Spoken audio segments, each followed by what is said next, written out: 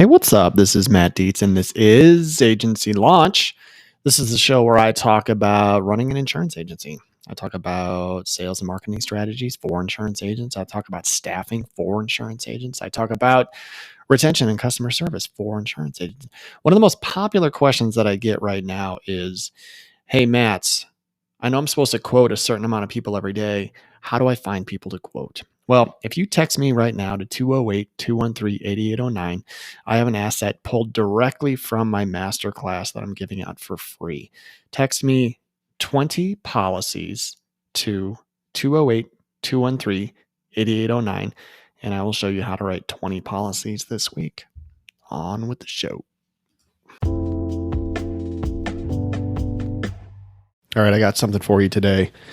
I got another feather to put in your cap. I got another tool to put in your toolbox. I wanted to introduce you to Brightco. Brightco is an online jewelry insurance carrier, and they are making your life easier and your customers' lives easier. How? Well, quoting is super easy. You can do a quote in like 2 minutes by answering 6 questions. All their policies are backed by an AM Best A+ rated insurance carrier. Renewals are automatic. Claims will not be reported on a Clue report. That is huge. Their plans offer $0 deductibles. They have 125% replacement cost value. They cover mysterious disappearance. It's everything you want in your jewelry coverage. So do me a favor. If you want to get appointed or check them out, go to bright.co/Matt Dietz. That's bright.co/MATTDIETZ and get in.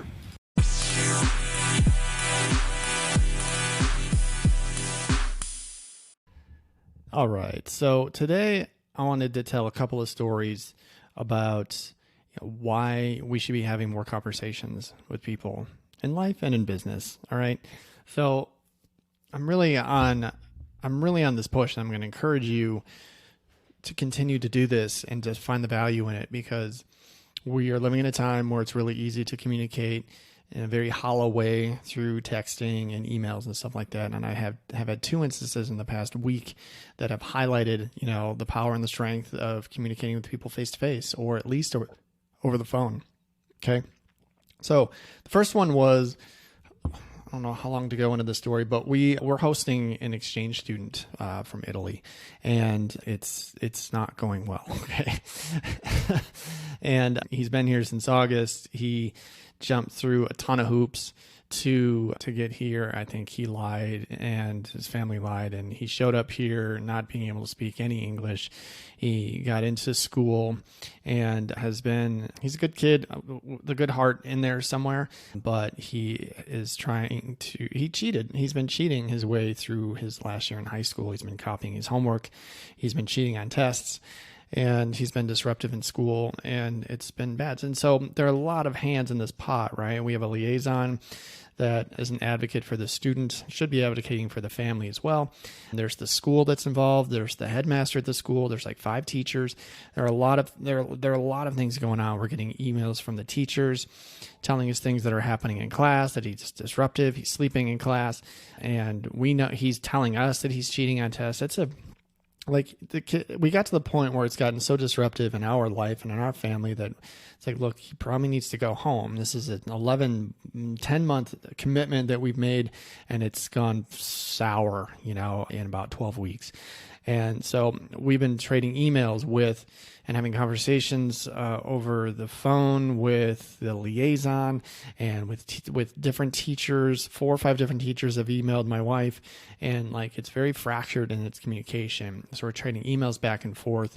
In the beginning, nobody was really we knew this was going to be a problem back in April because he didn't speak English, and we knew his level of competency when it came to the language, and we knew it was going to be hard. And sure enough, it was very hard, but nobody was listening to us. He's going to be fine. He's going to be fine. But long story short is we were communicating with 5 teachers separately and the headmaster.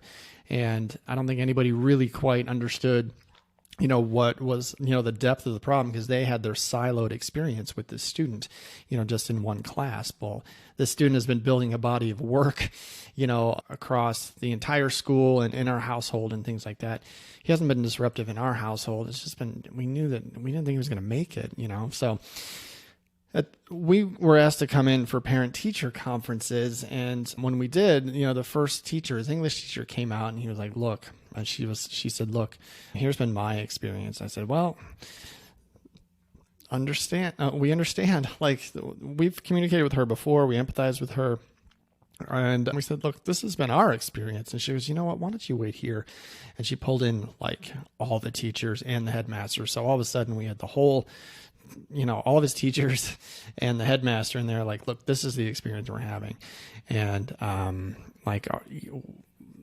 we were able to communicate with all of them in about a 15-minute period, like the sense of urgency, and it painted an entire picture of, what was happening, how disruptive he was being, how many lives he was really disrupting just by making the choices that he was making. And so in about 15 minutes, it said, "All right, you know what? He's not going to be able to pass, here in school. And he's, things are in motion to send him home."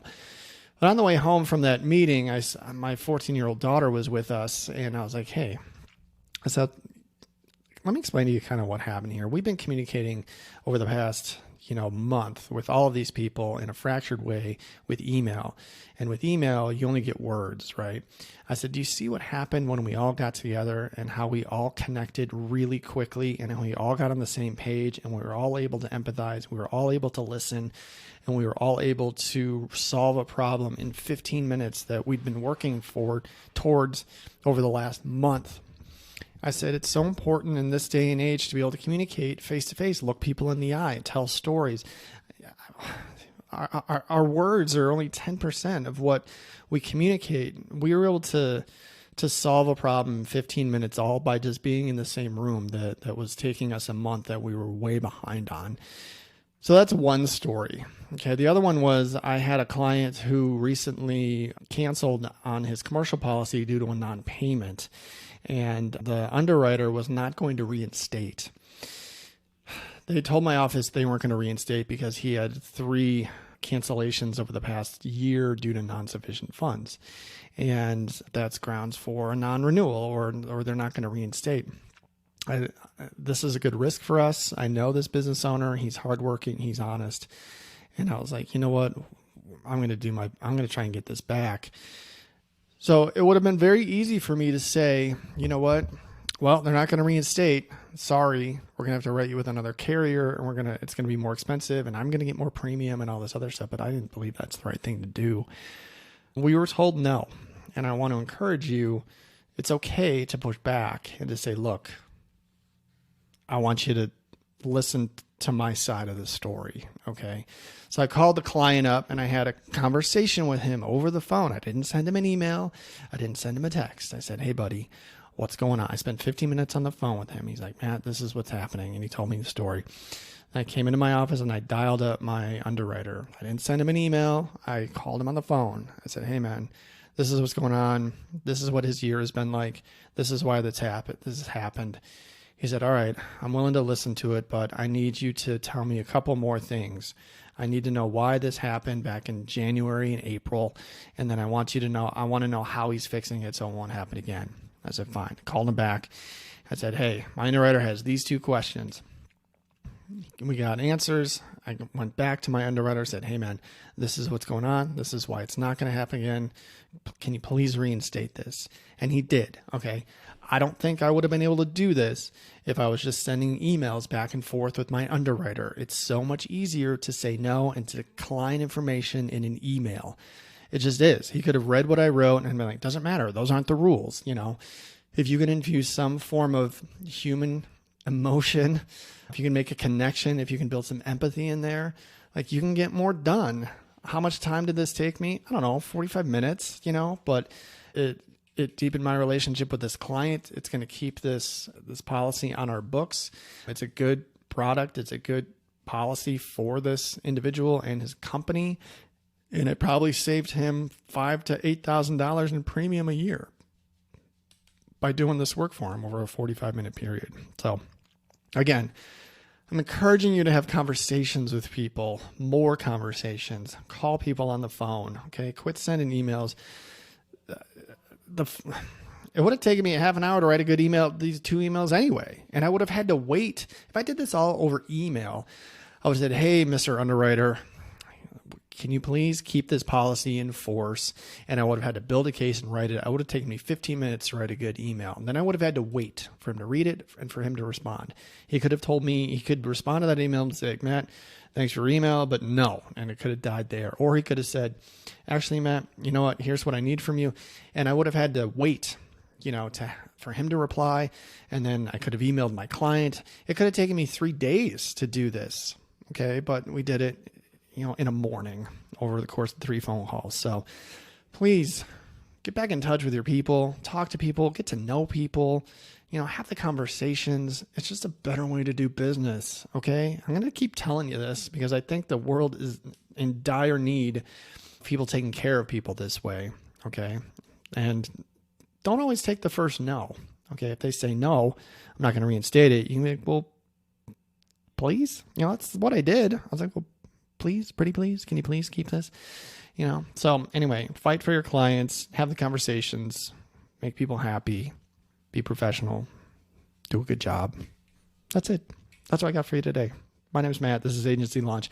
You can find me all over the place. I'm on LinkedIn. I'm on Twitter and Instagram at Dietz Agency. And do me a favor and send me a text, 208-213-8809, and hop in my texting community where I'm sending out advice and tips and tricks and resources for you for free. 208-213-8809. Thank you so much for listening. Keep up the good work.